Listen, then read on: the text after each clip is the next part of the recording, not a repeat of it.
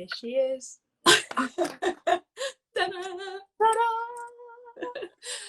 I've just been listening to you talking, and yeah, really excited to be on here. And then there's that moment when you suddenly go, oh, it's 7 o'clock and the day is going by, and I felt a little bit shiny face for you all tonight.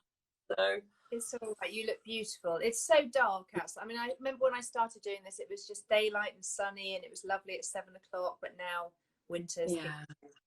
Tosh, thank you so much. You are our first person on our new series of Unmute Relationships. Where have you gone? It is you. Are you here? Can you see me? I'm very grateful, and I can. Can you see me? Yes, I can see you. Yeah. So the thing is, my name's Natasha as well. Oh, is it? How Tosh funny. is short. And I'm a Dorset girl as well, so. You are a Dorset. There we go. You were born in Dorset. No, I lived most of my life in Dorset as well, so yeah. Oh, exciting! So to Natasha, so I do another live with another friend of mine who's called Natasha as well. So there's a few of us. I thought it was like not a very common name. Clearly, it is. There was a time where it was, I think, and yeah, love it. So thank you so much for having me on, and we're going to be talking about some really good stuff. Yeah, so we're going to be getting into it. I'm quite bossy, so I kind of caught a little bit of calling out, because one thing I found recently with my work is a lot of people are just so overwhelmed with what is going on that actually they just need somebody to go, right, do that, and I get really bossy with it all. So and you know what, the right people will just go, yeah, that's good, and it works for me. If you're ready to hear it, you're ready to hear it. So hopefully I'm going to be doing a bit of that today. Please be as bossy as you wish. I'm just thrilled to have you on, honestly. Oh, lovely to have me on. Thank you. Tosh, can you just, shall I call you Tosh, or will you ever call Tash, or is it always Tosh? Yeah, yeah, call me Tosh, that's fine. Okay. Can you just explain to the viewers just a little bit about yourself? So I split up from my ex in 2012, divorce, bankruptcy, moving overseas, the whole lot, 2 children, and I remember walking around going, you've got yourself to a fine old mess. What are you going to do? And a couple of friends, I always talk about the story, said to me, oh, you got to go after him for everything, do this, do that. And I just thought, I want to do it a different way. I just don't want to go and fighting. I want to be able to walk away and not be that person in the future who goes and people go, oh, how's your divorce? And they're just like, you just feel this like anger happening. And I just thought, I don't want to be that angry person. And no matter what my ex is going to say, do, how they're going to behave, I'm going to really hold my core, my power. I'm going to stay in my power, and I'm going to be kind, and I'm going to do it a different way and just see if it works. Thank you for the hearts, everybody. And this is, this for me is key to divorce, and it's key to relationships breaking down. And, it's, people are doing unkind things to people that you can't stop that. But actually, for you to fall into that pit, and that whatever is going on that is dragging you in, is, you have a choice about that. And I'm all for and people sort of say, yeah, but how can you be the bigger person? Does that mean you're going to be like a doormat? And I just thought, no, I'm going to be a really, really kind, clever doormat, and I'm going to not do it, but I'm going to sort this out. I'm going to be so clever about it, with kindness, genuine kindness, and I'm just going to see what happens. And I just threw it out there and just thought, you know what, let's just do it. So I started writing my blog, Divorce Goddess, and then and everybody's like, what are you going to do? You've got all these followers, you've got this, what are you going to do? You've got to do something with it. And people asking me to work with them, and I just started working with people going through divorce, and but taking quite a holistic approach, and yeah, and as I said, the right people find me, and that's what they want. I'm not for everybody, and that's okay too, but I just I just think there's so much stuff going down in the world that, you know, if we can just look after ourselves, choose wisely, calmly, and nurture who we are, that is the, in a nutshell, that's what I do. So you've been doing this since 2012, yeah? Probably about since 2015, I really got into it. So, and yeah, and people were just sort of talking to me about it, and I thought, oh, maybe I should do it. And I actually went and trained to be a mindfulness teacher. So that for me was really good. Yeah, I do help men through divorce. I help, surprisingly, a lot of men through divorce, actually. And what I love is men are actually asking for help, which for me is just a huge thing, because, you know, with women as well and men, and when my work is not women focused, because I just believe everybody's just going through tough stuff, and, you know, it doesn't make it right what people do, but it doesn't make it right at all. But you can choose not to let that stuff, and I want to kind of talk about this with you. You can choose not to get into it, and I can see some of my lovely people have joined, and yeah, so thank you all as well for being here. Thank you for coming. It's amazing. So you said we had a little brief chat, you and I, about what we would maybe focus on this evening, because obviously there's so many elements to this, there's so many things to discuss, and I'm sure you'll come back on at some stage and we can discuss more.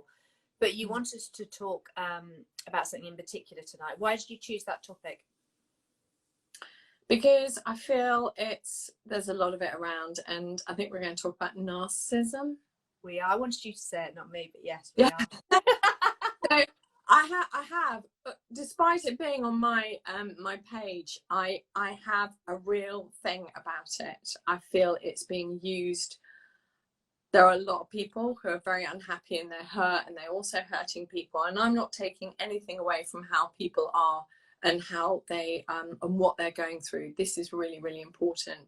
But I think there are a lot of people also walking around calling people narcissists because they're not doing what they want them to do. And it's an easy poke, it's an easy stab, whatever you want to call it. And for me, I talk about so for me, it's like where your thoughts go, your energy goes. And I spoke to a client recently who came to me because she was like, I just don't want to be fixating on him. It was a him this time. There were women as well. And the sort of the anger, and he's this and he's that, and we're profiling him. Like you don't need to be doing that anymore. You're divorcing this person, yeah? You need to focus on coming back to you. This is about you now.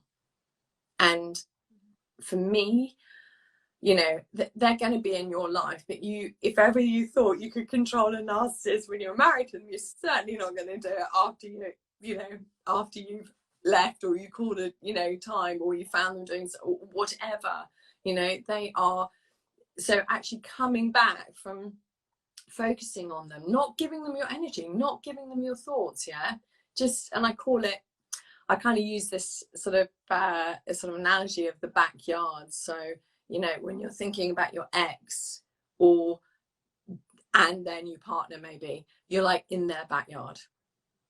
You're giving them all your lovely thoughts, your time, all that stuff. Like, why are you doing that? And that's why, and I know it's hard when somebody's hurt you and they're being unkind to you. And it's not like I had an easy ride at all, but it's about going, okay, noticing, going, okay, I'm in there. I'm going to come back to my backyard and I'm going to make it. I'm going to nourish and look after my backyard. I'm going to think about me. I'm going to think about my kids. I'm going to think about my future. I'm going to think about my, you know, my lovely heart that might have been broken. How can I make myself better? How can I focus on me? It's like a torture, really, isn't it? What we put ourselves through sometimes, thinking about our exes, thinking about what they're doing, thinking about, you know, who they're with. You know, we know there's no positive outcome from it at all. We know it's not good for us, but a lot of us do it.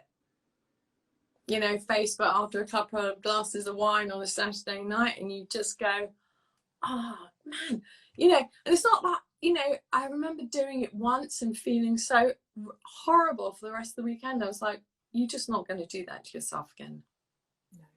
You know. Well, why do we do that? Why do we do it though? What is it? Is it a control thing? Is it something? So So for me, it's all about, so when I talk about noticing you're in that your ex's backyard and you come back into your backyard, what you're doing is you're recalibrating how you think. You're choosing to adopt a new habit. So you notice it, notice where you are, you go, actually, that's really bad for me. I'm going to come back and do something lovely. And so what you're doing is you're creating, I talk about sort of new neural pathway. So you're creating a different way. And the first few times, you might mess up, you might get it wrong, you might do it, you might just do all that stuff. But actually, what you end up doing is it gets easier. You get literally, I promise you, because you're creating this new habit of noticing, going, I don't need to go there. I'm going to come back. But the mind is sneaky, because just as you get good at it, it goes, oh, you don't need to practice anymore. And then you get caught out again, then you get triggered, and then you're back in their backyard. So it really is, it's like,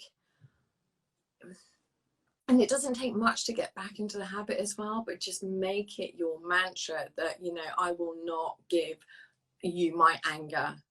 You know, that was my thing, like, you will not have my anger. Yeah. Because, you know, we all know that thing, don't we, about, like, you know, drinking poison, or holding anger is like drinking poison and waiting for the other person to, you know, do whatever they've got to do. And you have a choice every time. You know, we have control of our own thoughts and our own actions and our own, you know, words every time we do. And it's you know, it's hard not to be triggered though, isn't it? The triggering is just so difficult in everything in life. Yeah, completely. And but this is why the more you kind of do the work, you go, right, I'm not going to do this, you're not going to have my anger, you're not going to have my anger. Every time you feel it rising, you then go, okay, right, I'm going to go and do something. And it's like, it's the weirdest thing. We think, how are we going to escape narcissism? How are we going to escape our thoughts? You know, we can't control our minds. You can control your mind. And I just want to give you a little analogy about, you know, it's like when you get a new puppy on a lead, first walk out, it's like the most exciting thing in the world, yeah? And you've got to train your puppy to walk beside you. And it's consistent, and it's, you know, it's habitual, and it's talking kindly to the puppy, because the puppy's not going to do what you want if you're shouting at it. And we speak so unkindly to ourselves when we don't get it right, you know. And, you know, we're like, hey, you idiot, you fool, you know, oh my God, I'm a failure, I'm this, I'm that. And I just go, oh, I'm just like, you're not, you're just being human, learning to live a different way. And it is anything like that is a habit, isn't it? The more the thoughts that we keep going like that, the more it will become a habit, and the thoughts that it will just happen without us thinking about it, if you know what I mean. And one day the trigger will happen, and you just go, oh my God, I know, it's amazing when that happens, and I don't care.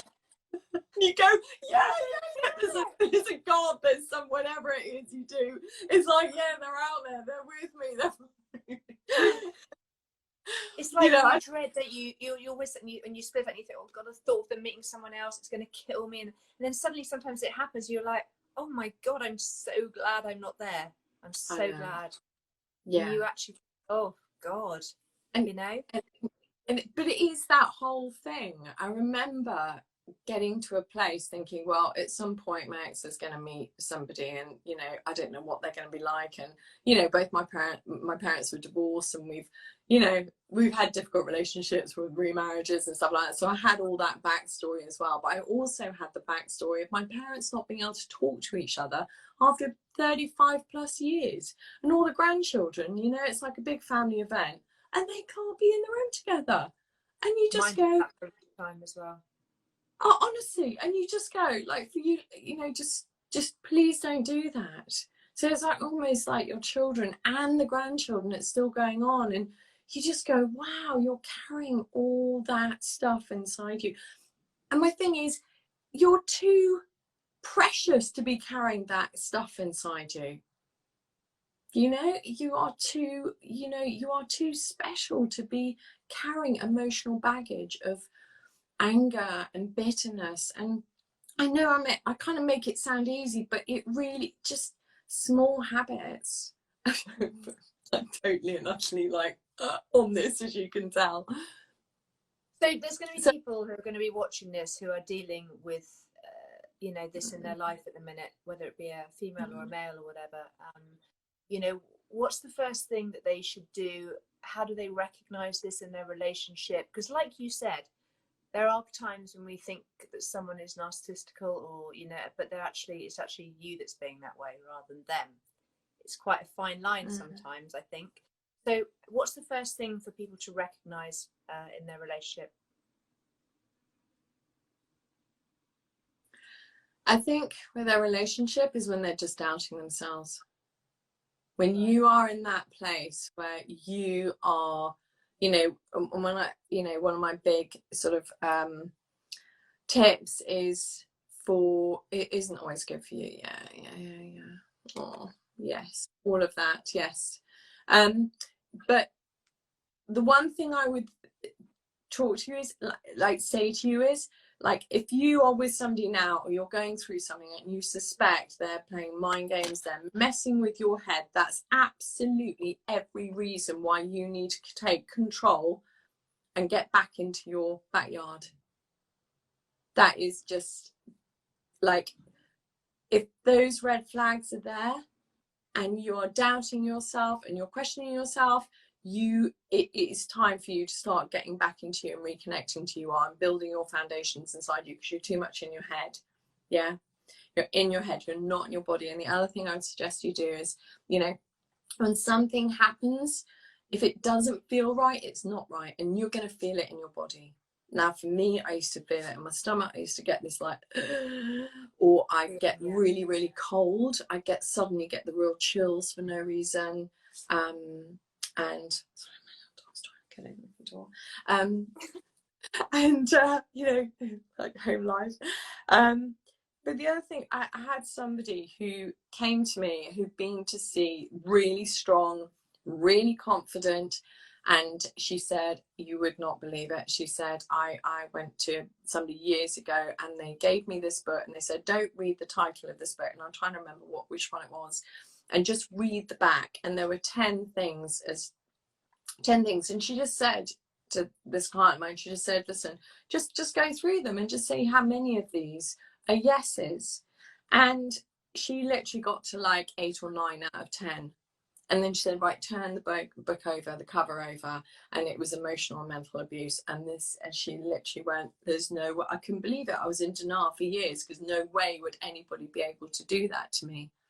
And this is the thing, it's subversive. It's like a pattern of behavior that we kind of, it's that neural pathway. We kind of go into it. We, you know, think of you know, like in a park, and you've got like a well-worn path of behavior, and that's what you and your ex, or soon to be ex, or whoever, or, you know, post, it's just noticing when you get into that pattern, that walking that path that doesn't work for you, that doesn't feel right, that is full of anger, and it is not helpful to you. And when I talk about going back to the story of the Labrador, you know, or the little puppy, or whoever, you know, cockapoo, whatever, is you've got to train your brain to like work with you.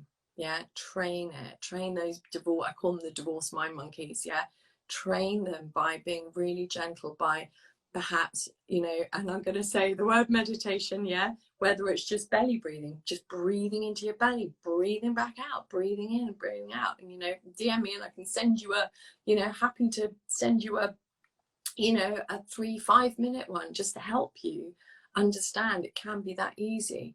And when you start training your mind to focus on what you want, yeah, you get better at noticing when it wanders off trying to do what it wants.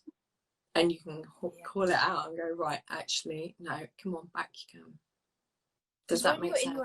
I'm going off on what you said. No, I love it. Because when you're in your head, which you are when you're in an unhappy place in a relationship, you go into your head completely. What you do is, my experience is, the red flags come, you get that feeling in your body, but then you question, because you think, oh, well, yeah, but it's probably just me. I'm probably just overthinking it. You know, I'm never happy. I'm never satisfied. You go through this whole... What's the matter with me? with And me. you know, for me, I feel like the whole world is feeling, yeah, sorry, he jumped there. But you're so right, and we just go into ourselves. Yeah, so we get cross with ourselves. I feel like the whole world is, you know, everybody's got difficult relationships now, that, you know, with partners, with families, with friends, like loads of stuff changing. And what we do have ownership is with ourselves. We nobody can take us away from us without our permission. Yeah. And you know, it, you know, obviously if you are being physically abused, that's another conversation. Okay, so I just want to caveat that, really. But if there is something inside you going, this is wrong, and you find yourself, as I did for years, making excuses, yeah, for why I was feeling as I was feeling. I ended up on antidepressants. I was so angry. I drank. I used to drink a bottle of wine every night. I was just, and you know, I wasn't prepared to listen to myself. I wasn't ready to walk away. I wasn't ready to go, I can't do this anymore. And so it got harder and harder and harder. And I would just suggest that, you know, if you have any of you lovely people, and somebody just put, your gut instinct is always right, you go with your gut. But if there is something that is just not feeling right for you, then the other thing is you've just got to trust you're going to be okay, right? Like, you're not being you're only being persecuted because you've got to take those steps. It gets harder, you know, when we're not listening to ourselves, we're not listening to our intuition, it just gets harder and harder, and we get squeezed and squeezed and squeezed. And you just, and in the end, you're like, you know, you can't regret that you didn't walk away years ago. Of course you can't, because you are where you are now. But if you are feeling like your world is getting smaller and smaller, and you're gasping for air, and you're literally going, what can I do? How can I get away with this? You know, I'm on a live with you, so I'm happy to offer this up. You know, just leave a voice message if you've got, you know, or something. But just take that one step to start empowering yourself. Take that, you know, it might be like putting on a beautiful pink shirt and, you know, and wearing a different color. You know, I'm a big one, this is my big thing, is you know, your because I kind of do lots of energy healing as well, and I'm a Reiki master, and it is like, your root chakra is your power. It is like your grounding. It's like your it's where you feel strong, you feel safe. And I always suggest you buy a pair of red knickers, whatever red knickers you want, and you wear them in your over your root chakra. If you've got to go to any big meetings, anything, right? If nothing else, you know you've got something really special on. Wear your red knickers in your own backyard, yeah? Yeah, exactly. And enjoy it as well. You know, put yourself out your comfort zone. And I just want to kind of just say quickly that, you know, we talk about comfort zones. That, in my opinion, is your discomfort zone, because where you stay to be small. Yeah, right. Because you're too afraid to go out. Your comfort zone is outside of the supposed comfort zone, because that is where the magic happens. That is where you take that leap of faith. That is where you start trusting in yourself. You start believing in yourself, and you start going, do you know what? I'm worth more than what is happening in my life at the moment. Mm-hmm. I mean, there are people out there as well, because obviously I had quite a few messages today from people who on this topic, and they're going through divorce, and their life is hell now with the people, because some of them aren't even seeing their kids, because the partner's obviously controlled what the children think of the situation. It can be just horrific, can't it? Yeah, no, and do you know what? I'm not going to excuse anybody's behaviour at all, which is why I talk about you owning your behaviour. And at least whatever you're going through now, you know, if it's with the courts, if it's with lawyers, you know, you can be your best self. And you know you're not going to go home, because I just want to ask everybody, you know, how good do you feel when you lose it and you just go, oh God, what did I do that for, you know? And you just beat yourself up, you know, and something, you know, your ex might, or your soon to be ex might go, I've got what I want.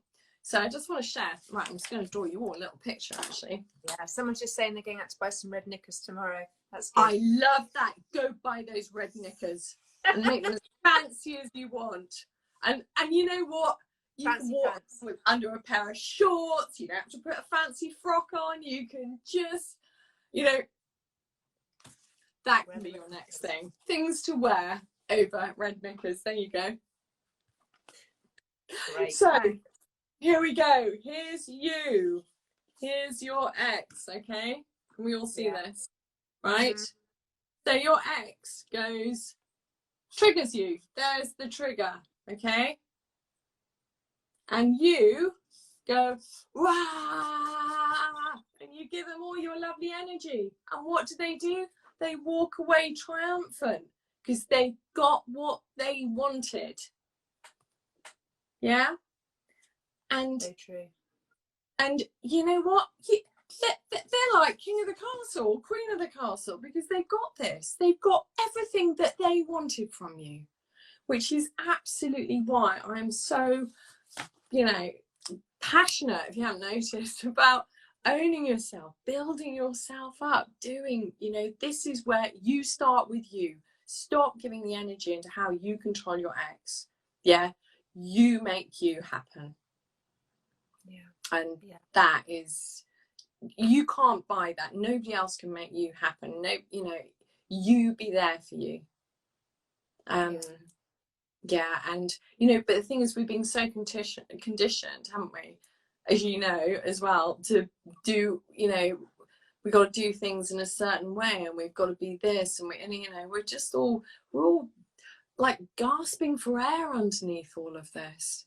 So it's not selfish to look after you. It's not selfish to actually put down some boundaries, like, you know what, I'm, you know, and there are kind of lots of ways, you know, probably not here to do it, but there are lots of ways to do it. But really to have that, I don't know, that sense of who you are. Just, you know, so write down a whole list of write down a whole list of who, you know, what you love about you. Yeah, what is good about you? Are you a kind person? Are you just trying to make everybody happy? Are you trying to, you know, just be a good parent? You know, be there, because that's the other thing. You know, there are people messing with other parents. They're messing with each other's heads on their children, and, you know, stopping parents from seeing each other. And you know what? It's just so bad. But you can, right, get out of their backyard, come back to yours, and you provide this beautiful space for your children. Yeah, you provide this nurturing, warm mum or dad who's fully in their power, who's fully looking after themselves, who's fully feeling empowered, and knows who they are. Yeah, get back to knowing you. Yeah. It's just, it's so logical, really, isn't it? The whole thing, but it's just so difficult to do. But because we're in our heads, it just feels really complicated. Yeah, it does. It does. But anything in your head's complicated, you know, and that's why just start. But our heads have been running the show for so long. You know, they're just these mind monkeys are on a roll, and you don't, you know, even just sort of sitting down doing some breathing, like I mentioned earlier, or doing something differently. That might be walking a different route. So you're off automatic pilot, yeah, because once you're an automatic pilot and you're driving from A to B and you get to B and you go, wow, how did I get here? Yeah. It's like being more conscious of what's happening. Noticing when your mind wanders off, keep bringing it back, and it's just little, you know, different things. Walking around the supermarket a different way. It's, you know, just wearing a different color. It's like buying different food and consciously eating.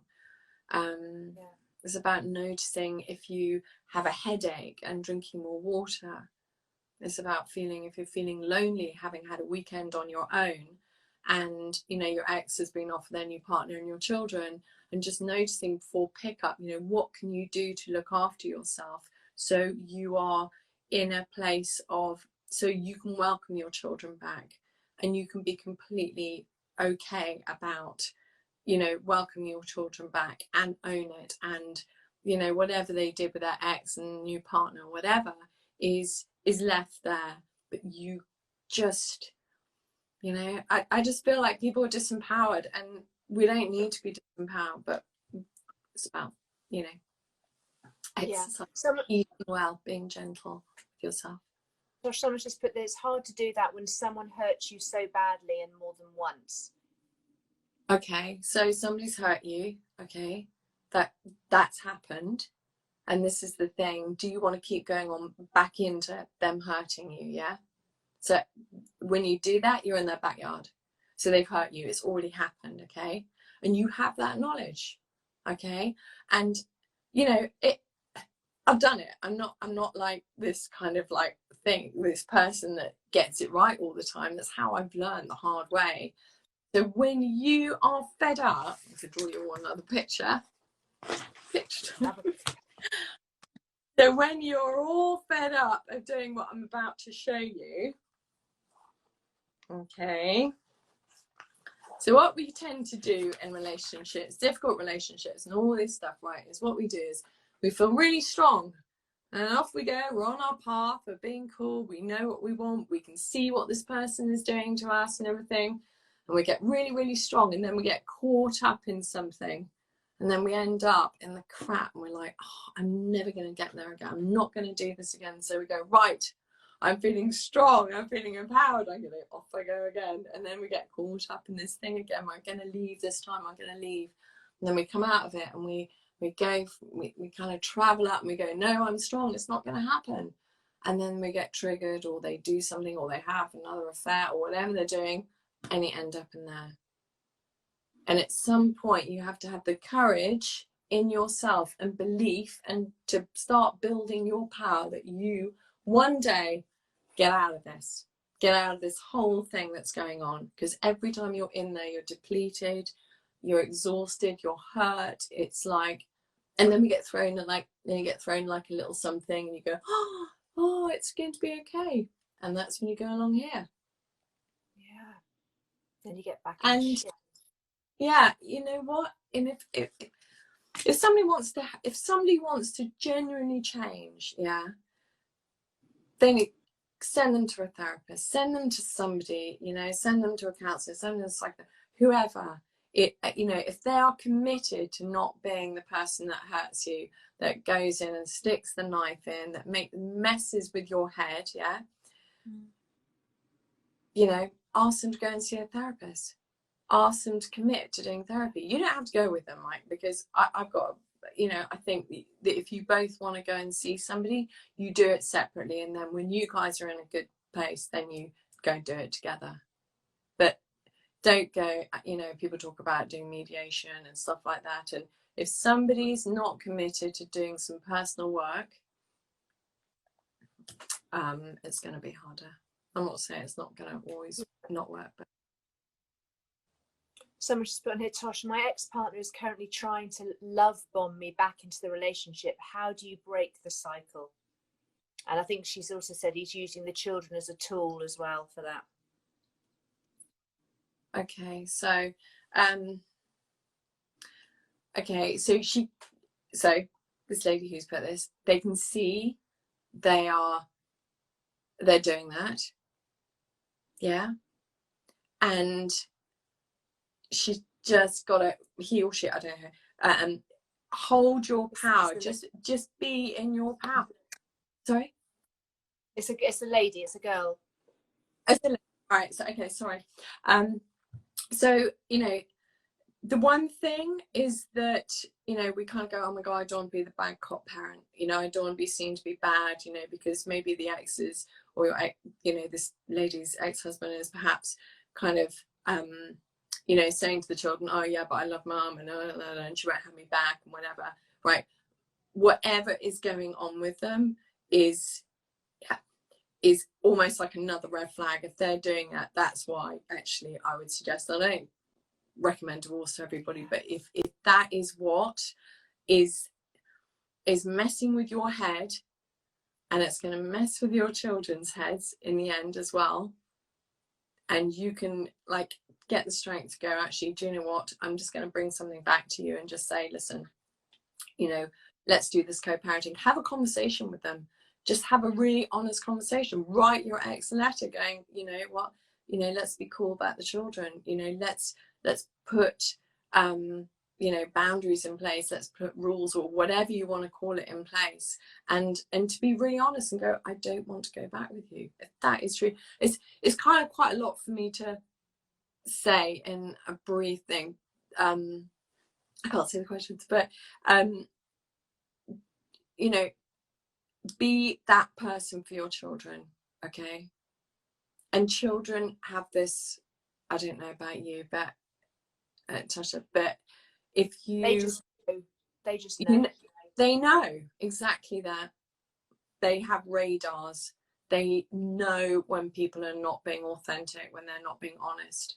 And if you hold your honesty and your truth and all that stuff, and you know, do whatever habits, you know, daily habits, mantras, exercise, looking after your health and well-being, and you are strong, your children will feel that. And actually, what I kind of think is that actually what your ex is doing is just teaching your children that not everybody's lovely in the world, and that actually he's teaching them key skills to watch out for the future, to turn it on its head. You know, parents are their best teachers, children's best teachers sometimes.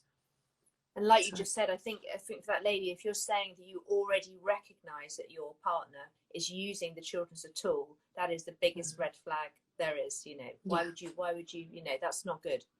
Yeah. At all. We're getting other things here. Ladies put, I saw a statistic.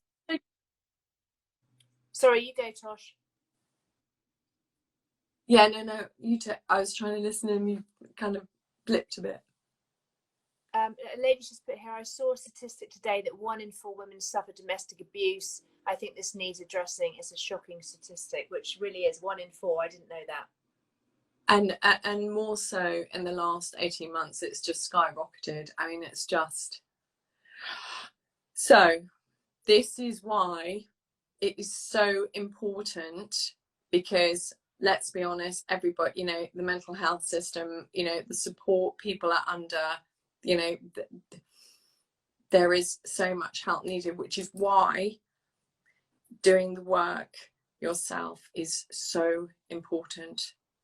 You know, you can get strong by taking your dog out for a walk or going out and exercising. You can not drink alcohol if it makes you anxious. Yeah, it you know, you can make, you know, we can make all sorts of decisions to be able to stay strong and to be able to walk away, have friends that you know, I don't know if anybody on this call is going through this, but it is another conversation. It's, you know, it's a big conversation.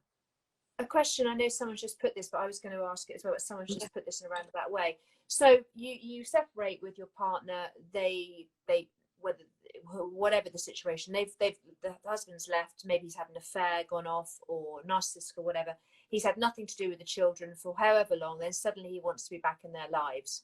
And we talk so much about, you know, the parenting side of it, having boundaries, you know, not using the children as a tool. That's a very hard place to be in. If suddenly your partner has had nothing to do with the children, then suddenly, and this lady's just put, suddenly he's moved 2 minutes away and wants to be back in their lives. That's hard.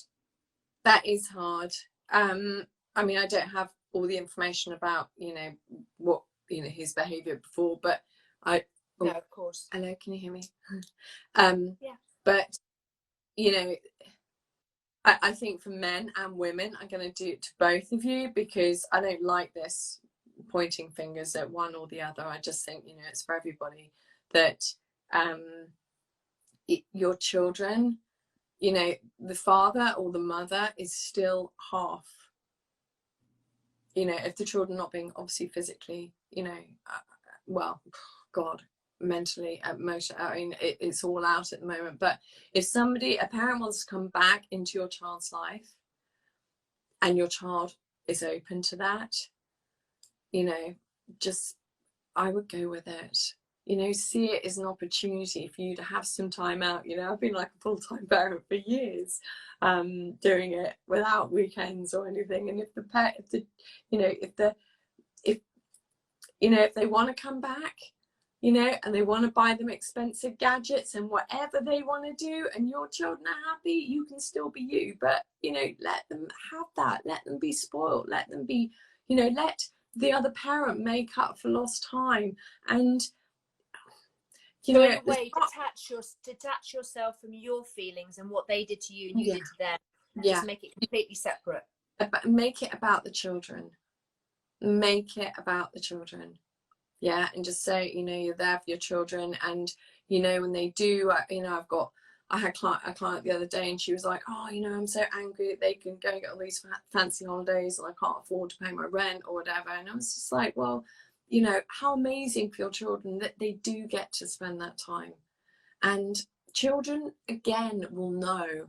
They will know when, you know, I just remember I used to have a group, and it, you know, and I remember one lady was furious, and she wouldn't have anything that the father had bought back in her house. And so her children were like, they got these gorgeous toys, but it was like whatever else, and they had to keep them at their dad's house so they could only ever see them when they were there.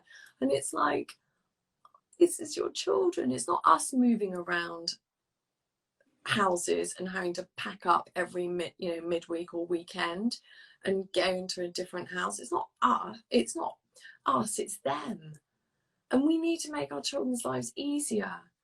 And, you know, there's just having grown up, I don't know if you just joined when you asked the question as well, but having grown up, as you mentioned as well, Tasha, the whole thing about, you know, parents just playing each other off. I heard somebody the other day say to me that they used to drop, they were so proud, they were like, well, I used to get within about 100 minutes, I used to drop my children at the bottom of the road, and they used to walk the rest of their way to their father's house. And I was like, wow, a walk of shame for your children every single time they wanted to go and see their dad, who had left her for somebody else. And, you know, well, anyway. Yeah. I think everybody needs to show up for their children, and if somebody's doing it, there's no judgment. But if you can, just let that bit go, so your children can enjoy, at least, as you said, absolutely detach. You're absolutely right. But it's so true, isn't it? Because our children don't choose this for whatever reason, but also they do. They have to pack up every other week. They go to different homes. They're meeting different families, different members. It's hard. It's really hard for them. Yeah, and you just think, wow.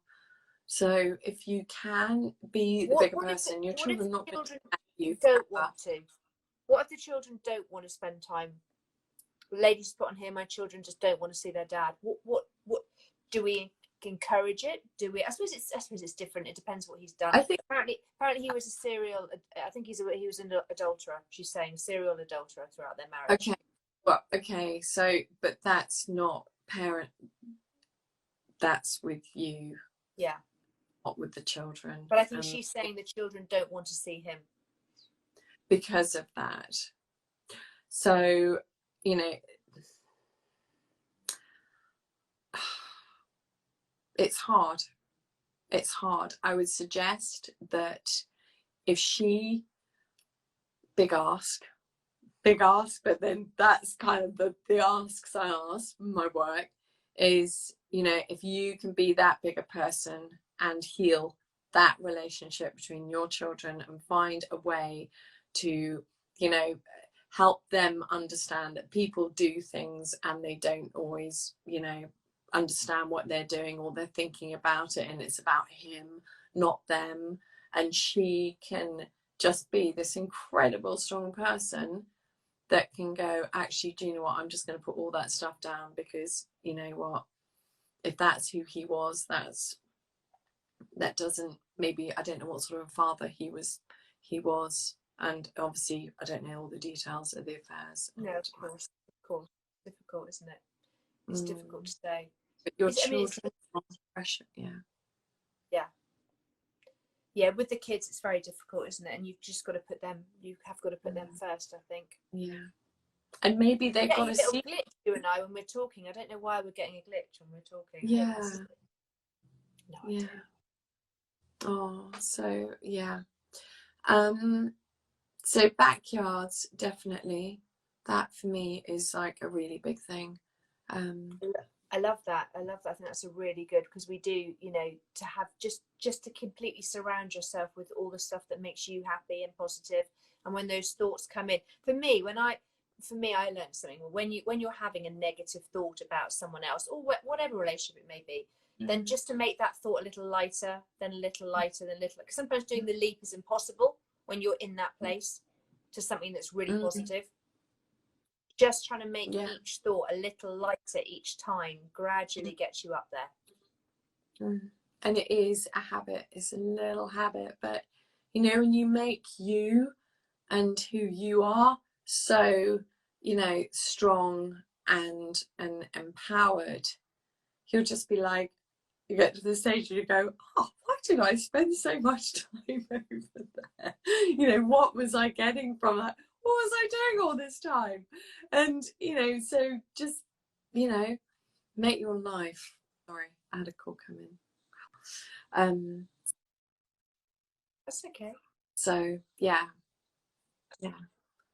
There's Tosh, what would you say? So we were talking about narcissists. So what would you say for people to what should we so scenario? I think I'm living with a narcissist. I don't, by the way, but I think I am.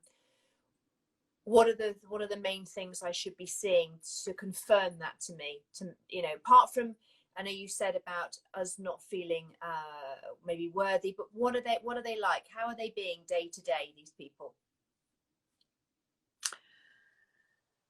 They're incredibly self-centered and focused on their game plan. They might try to make you doubt your ability. There was somebody I worked with who literally was never taken out, was never introduced to anybody they know.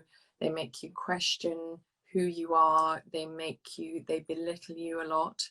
So there's, I don't know about anybody else, but there's something really bad about somebody coming out and going, you see couples and one's just turning around and just being really unkind to the other one in front of everybody, and you just think, why would you do that? Don't belittle somebody. So if you are feeling, if you are feeling like you're giving your power away every time you talk or do anything to that, and I don't really want to use the whole narcissist thing, because it's just kind of, everybody has narcissism inside them. Yeah. Everybody has it, and we can't, you know, say, oh, that person is and that person isn't. But if somebody is a narcissist, may not be nice until you've left for a relationship. Yeah, I know, totally. Somebody's going to put this in, but just if it doesn't feel right with what somebody is saying to you and belittling you, telling you you're a bad parent, criticizing you all the time, putting you down, it's all about them. You know, a friend of mine used to go out with somebody and they would go out and they would just be the life and soul of the party, and you could just see their wife just very quiet and very lacking confidence. Just somebody that wants to go for your simply your Achilles heel every time. Tosh, can it be very like chipping away though, very slightly as well? Yeah. They're very subtle. Yeah, totally. It's like, you know, and when they sense you're kind of detaching and getting different types covert. Yeah, totally. Yeah.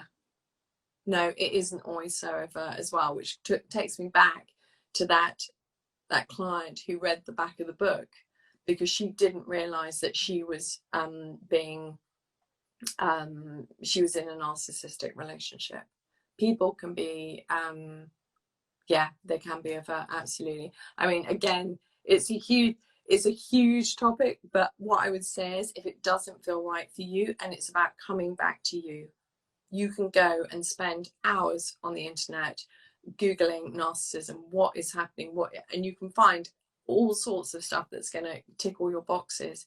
But actually, at the end of the day, if that is what you're dealing with, excuse me, you have it. You got to start getting strong. Thank you. Yeah. Oh no. She's a great YouTuber. Yeah. Totally. She's great. Who is that? I can't read it. I've got my glasses on. What's it say? It's called Dr. Ramani Das Vula. Darbeula. Yeah, totally. She's great. I think I follow her on here as well. So I was just saying that you can have that where they're just chipping away very slightly, you know, just should you be wearing that? I'm not sure if it suits you. You know, just tiny little things that just creep up. And then before you know it, the confidence in you is completely gone. But it's been very slight and very, that's when it's very carefully done, I think. Yeah. And also, for example, like, you know, going out with a bunch of friends or having lots of friends around you at dinner, and there's this overt nice as pie thing going on, and you just go, oh wow, it was a really nice night, and then the door closes and it was like this sort of like the shaming of you, or the, you know, belittling of you, and, you know, the criticism behind closed doors as well. And that is really just, it's not even overt, it's just behind closed doors, and that is the stuff. That is when that's when you need to have a really, you know, serious conversation with yourself about absolutely where you need to start thinking about where your life is heading. And so often people stay thinking something's going to change, and or unless they're ready to change, and and then it comes back to the whole rescuer, empath, the rescuer, the victim, and the persecutor. You know, where are you in that triangle? Right. So you have your persecutor. Are you trying to rescue this person? You're trying to make it better for them, or, you know, are you kind of in this place where you're kind of like, okay, so I know this is happening, but I'm still here, and staying for the children. I you know, don't stay for the children, because your children, as you mentioned and, you know, spoke about earlier, is all about radars. Yeah. Just saying as well, another thing which Kelly put on earlier is, does a narcissist know that they're being a narcissist? Do they actually register how they are being, or do they just think they're just being? When someone is putting you down or telling you how you should be doing something, you should be doing it this way, do they genuinely think they're just being kind and helping us?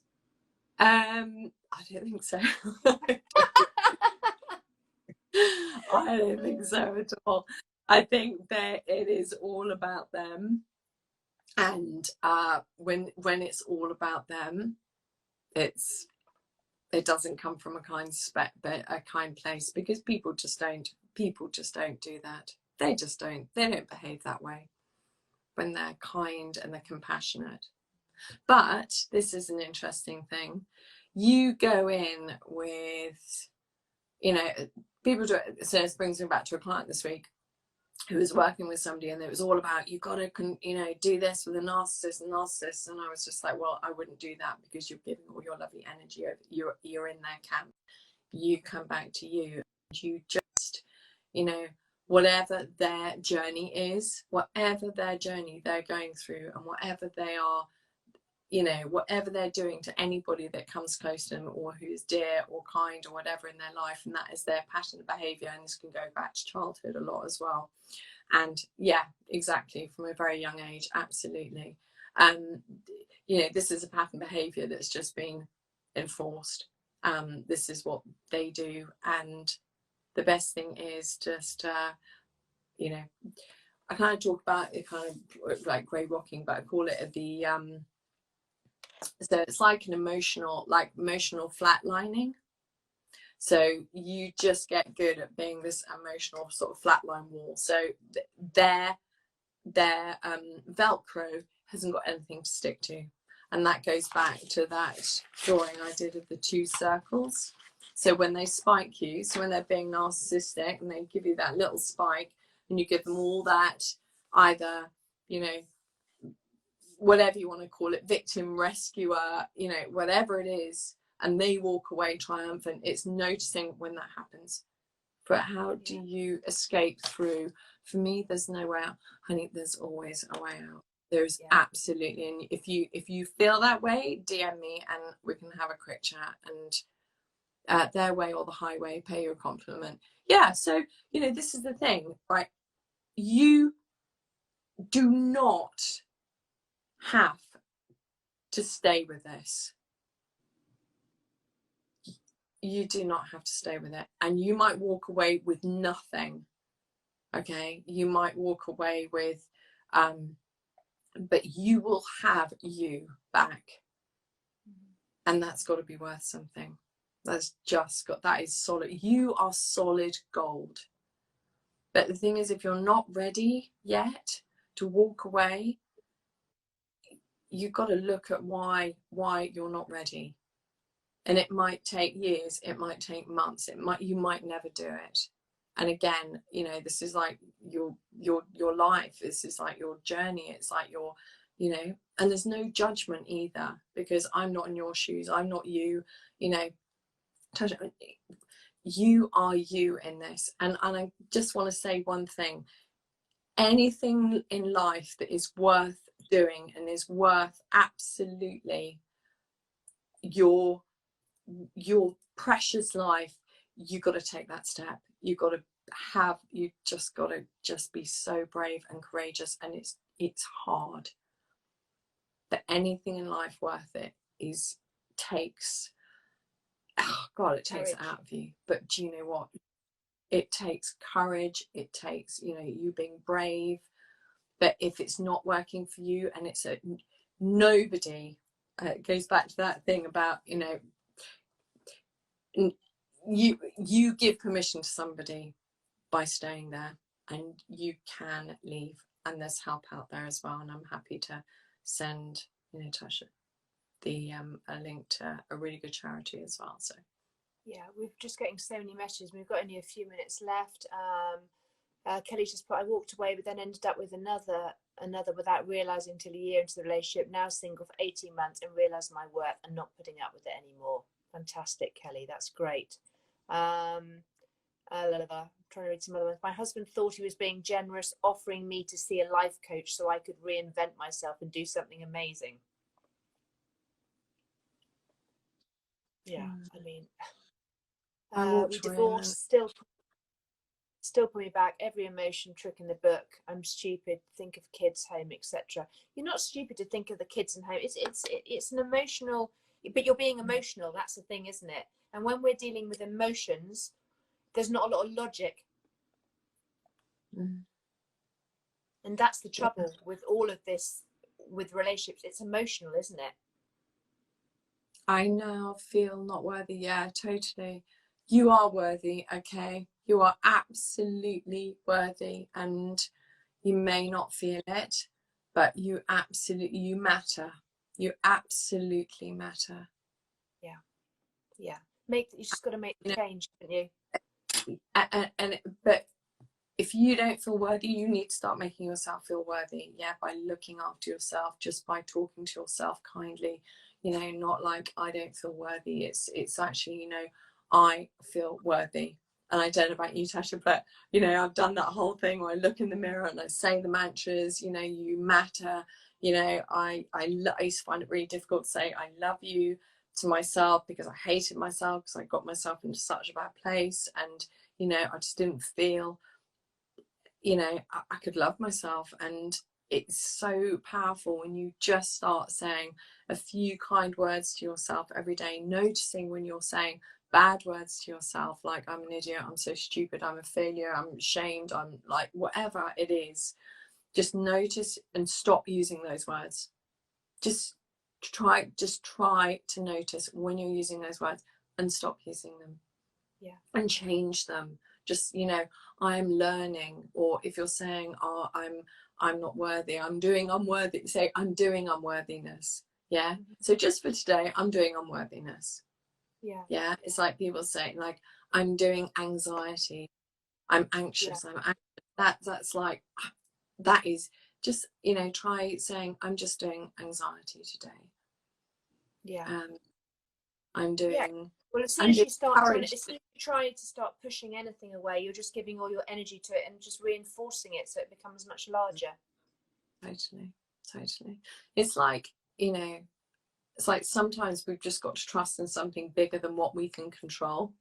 And I love that, you know, a story about like we've got the big river and you get all your stuff into a boat, and then we get so fearful what might be that we can't see further down the river that we start rowing upstream, and that's when we get exhausted. And that's when we get ourselves, you know, we just think, I'm doing all this work and I'm not getting anywhere. And so sometimes we've just got to put our little oars in our little boats in this big river of life and just trust that, just let, you know, just go down that river and see what happens. But it's having courage, as you said, and having, you know, feeling brave. I know we're having some we're going to have to go, ladies. We've been on for an hour, but we're having some beautiful messages. Now, someone just saying she lost her mum, who was a go-to to talk to, so she's really struggled now and feel like she's settled. Yeah, so it's tough. People just reach out. There will be someone out there to talk to. You know, just keep reaching out, keep talking, keep supporting one another. That's all we can do. Yeah, and just have your people who, you know, a friend who can make you laugh, somebody who you can just cry with, you know, have a friend as well who, you know, is quite balanced, is not going to get into a, you know, like a, you know, dissing the other parent, you know, who can call you out, so you can have a balanced conversation perhaps about the children, no matter whether you're being triggered or whatever they're doing to you. You know, it's like to, you know, to get you to cool your jets a bit, which is always a good thing. Yeah. So Tosh, yeah. listen, darling, thank you. So we've taken up an hour of your time, and I'm so appreciative. And I'm just going to say to everyone who's watching, if you have any questions or you want to speak to Tosh, please contact her. Or you have anything you want to write underneath here, or you want to DM either of us, please do. And if you're struggling, anyone, just reach out and speak to somebody. But Tosh, thank you so much. I'm sorry there was a couple of glitches there. I don't know why, but thank you so much. I'm so very grateful, and keep doing what you're doing. You're helping so many people. Thank you, and lovely to see you, and lovely to be on here as well. Thank you. All right. Lots of love, everyone. Take care. Bye. Bye. All right. Bye. Bye.